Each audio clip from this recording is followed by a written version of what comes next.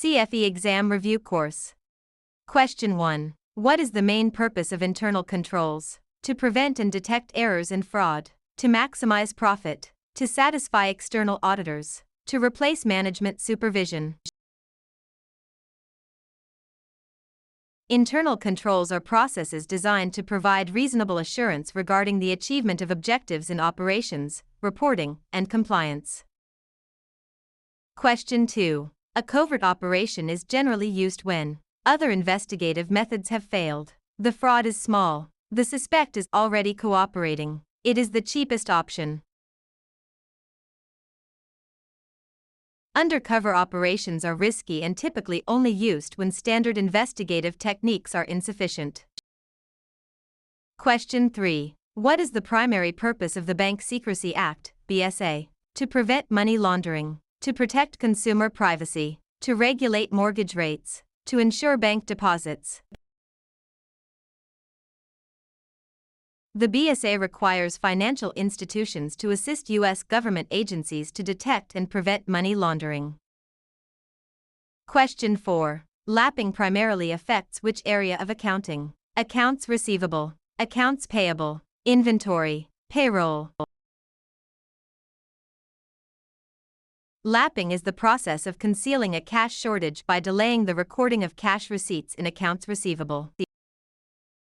Question 5. A conflict of interest occurs when an employee has an undisclosed economic/personal interest in a transaction, an employee steals cash, a vendor overcharges, an auditor finds a mistake. Conflicts of interest involve an employee acting in ways that benefit themselves at the expense of their employer without disclosure. Question 6. To prove defamation, the statement must be published to a third party, true, an opinion, made under oath. Defamation requires a false statement of fact to be communicated, published, to a third party, causing harm. Question 7. What is the primary element of fraud? Intent, negligence, opportunity, loss. Intent is the distinguishing factor between an error, mistake, and fraud. Question 8. What is kiting? Concealing cash shortages using bank float, stealing inventory, falsifying timesheets, submitting duplicate invoices. Kiting involves taking advantage of the float time between banks to artificially inflate balances and cover shortages. Question 9. Which document provides an auditor with a trail of transactions? Audit trail, balance sheet, income statement, bank statement. An audit trail is a step-by-step record by which accounting data can be traced to its source. Question 10. The fraud triangle consists of opportunity, pressure, and rationalization, greed, means, ignorance. Cressy's fraud triangle includes perceived unshareable financial need, pressure, perceived opportunity, and rationalization. Question 11. Which term describes the malicious alteration of computer data? Data diddling, data mining, encryption, hashing. Data diddling is the unauthorized alteration of data before or during its entry into a computer system.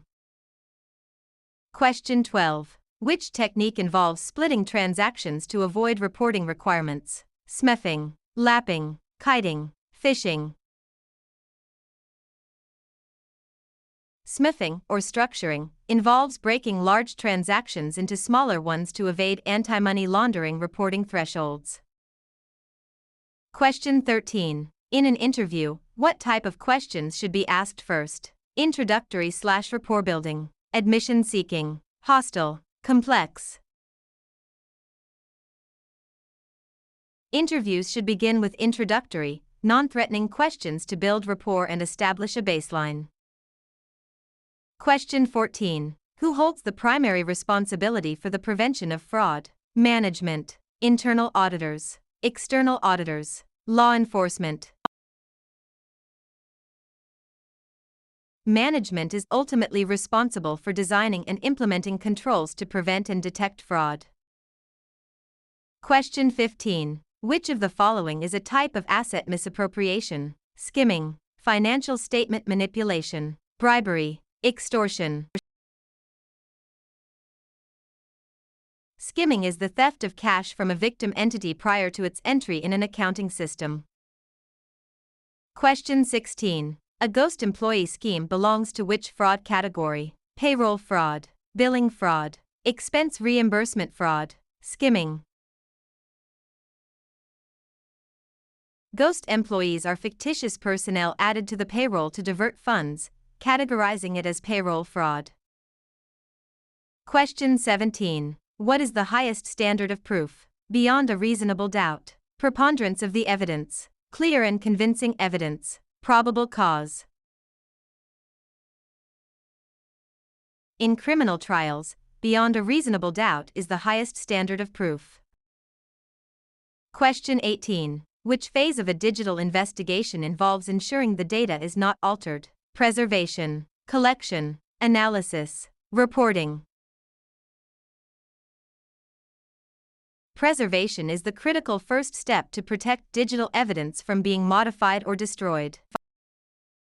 Question 19. A Ponzi scheme is primarily an example of investment fraud, embezzlement, cyber fraud, identity theft. A Ponzi scheme is an investment fraud that pays existing investors with funds collected from new investors.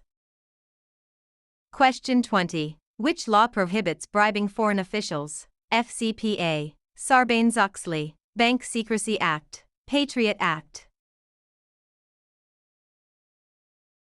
The Foreign Corrupt Practices Act, FCPA, prohibits U.S. entities from bribing foreign government officials.